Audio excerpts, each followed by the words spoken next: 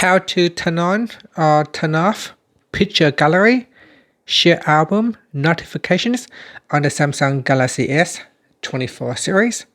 First, tap on the home button to go back to the home screen. On the home screen or in the app screen, open up the picture gallery app. Then in here, go back to your main pictures homepage and then tap on the menu button. Next, tap on settings. Now in the gallery settings page, scroll down and then tap on share album notifications. Tap on the left hand side panel. At the top here, tap on the toggle button to turn off or switch on share album notifications.